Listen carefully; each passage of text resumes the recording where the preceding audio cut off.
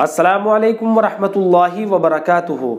मोहतरम नाजरीन, इससे पहले एक वीडियो में हमने गश्त के आदाब बयान किए थे और आज की वीडियो में इंशाअल्लाह गश्त के उसूल बताए जाएंगे।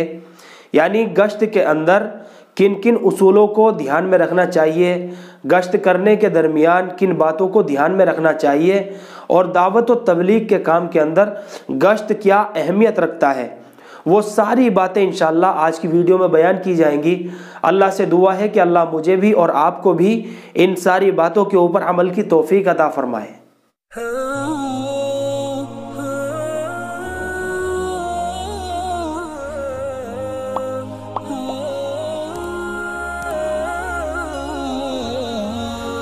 बिस्मिल्लाहिर्रहमानिर्रहीम, नहमदुहु व नुसल्ली अला रसूलिहिल करीम, अम्मा बाद। तो मोहतरम नाजरीन, दावत व तबलीग के काम के अंदर गश्त का अमल रीढ़ की हड्डी की सी अहमियत रखता है। अगर ये अमल सही होगा तो दावत कबूल होगी, दावत कबूल होगी तो दुआ कबूल होगी, दुआ कबूल होगी तो अल्लाह की तरफ से हिदायत आएगी। और अगर ये अमल सही नहीं होगा तो दावत कबूल ना होगी, दावत कबूल ना हुई तो फिर दुआ कबूल ना होगी, दुआ कबूल ना हुई तो फिर हिदायत कैसे आएगी। गश्त का मौजू ये है कि अल्लाह जल्ल शानहू ने हमारी दुनिया और आखिरत के मसाइल का हल हज़रत मोहम्मद सल्लल्लाहु अलैहि वसल्लम के तरीक़े पर ज़िंदगी गुजारने में रखा है।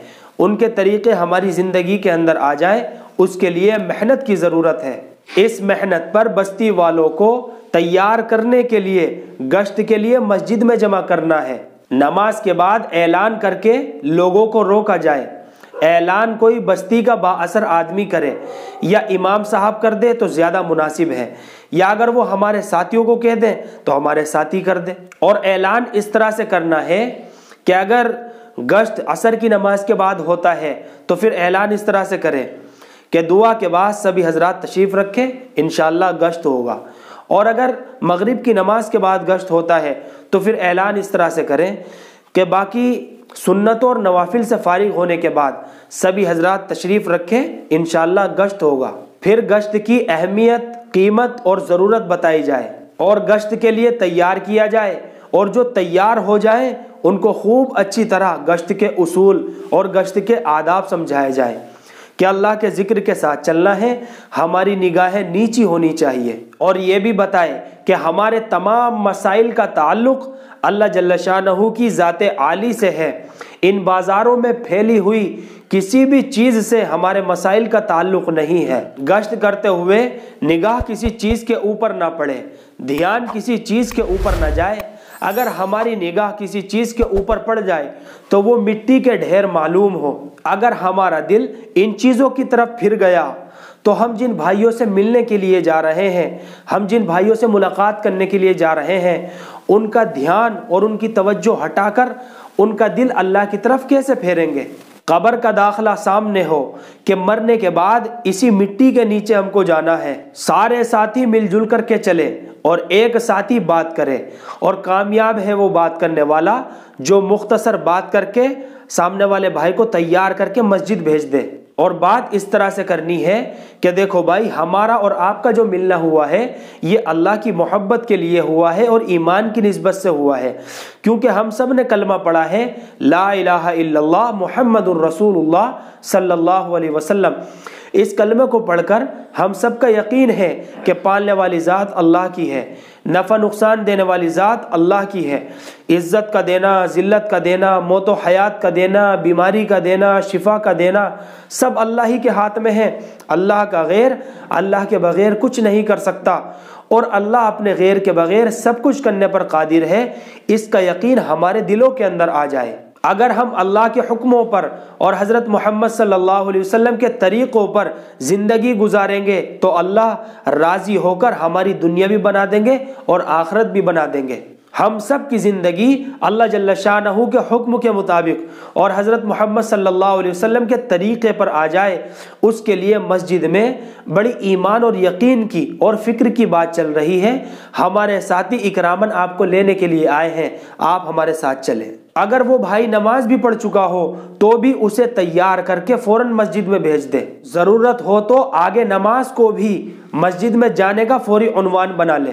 اور یہ بھی بتائے کہ اللہ کا سب سے بڑا حکم نماز ہے، اگر نماز پڑھیں گے تو اللہ روزی میں برکتیں دیں گے، اللہ ہماری دعاؤں کو قبول فرمائیں گے، اللہ ہمارے گناہوں کو بھی معاف فرما دیں گے۔ جہاں تک ہو سکے بشارتیں سنائی جائیں اور وعیدوں سے بچیں، اور سب سے آخر میں یہ کہہ دے کہ بھائی نماز کا وقت جا رہا ہے، آپ جلدی سے مسجد میں چلیے، امیر کی اطاعت کرنی ہے اور واپسی میں استغفار کرتے ہوئے آنا ہے۔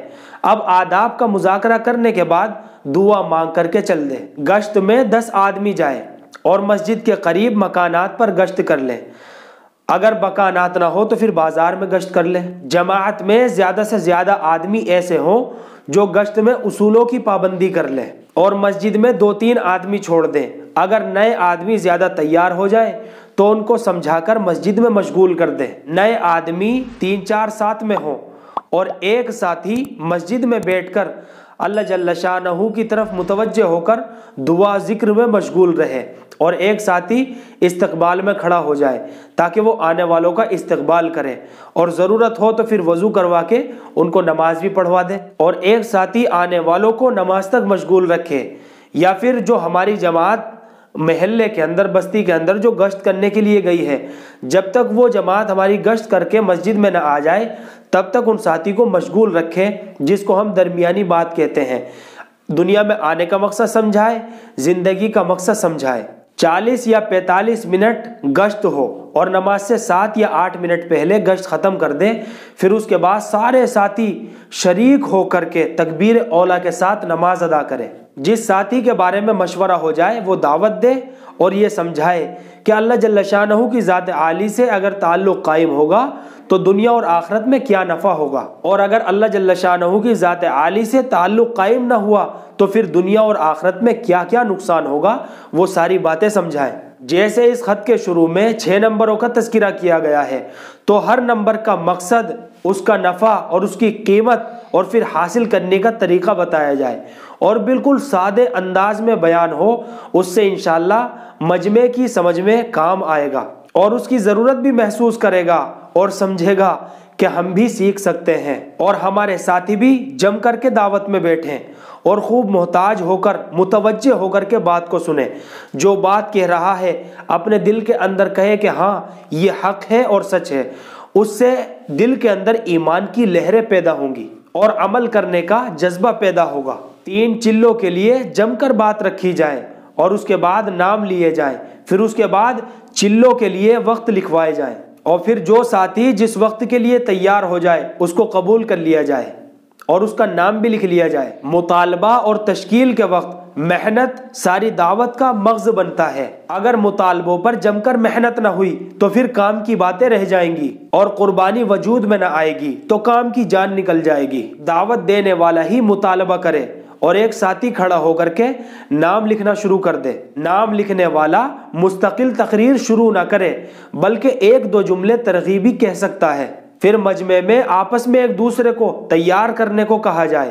بڑی فکر کے ساتھ اپنے قریب بیٹھنے والوں کو تیار کرے، اور جو ساتھی عذر کرے تو ان کے عذر کا بڑی دلجوئی کے ساتھ حل بتائیں، اور صحابہ اکرام کی قربانیوں کے قصوں کی طرف اشارہ کرے اور ان کو تیار کیا جائے۔ اور آخر میں مقامی جماعت بنا کر ان کے ہفتے کے 2 گشت، روزانہ کی تعلیم، تسبیحات اور مہینے کے 3 دن کا نظم بھی بنا دیں۔ دعوت میں اللہ جل شانہ نے انبیاء اور صحابہ کے ساتھ جو مدد اتاری ہیں وہ تو بیان کرنی ہی ہے، اور جو اس کام کو کرنے پر اللہ جل شانہ کی طرف سے ہمارے لیے مدد آئیں گی وہ بھی بیان کی جائے۔ حالات حاضرہ کے اوپر بالکل بھی تذکرہ نہ کیا جائے اور حالات حاضرہ کی بالکل بھی باتیں نہ کی جائے، بلکہ امت کے اندر جو ایمانی، اخلاقی اور عملی اعتبار سے جو کمزوریاں آ چکی ہیں ان سے بہتر تو یہ ہے کہ امت کے اندر جو باتیں پیدا ہونی چاہیے وہ باتیں اس امت کے سامنے رکھی جائیں۔ تو محترم ناظرین،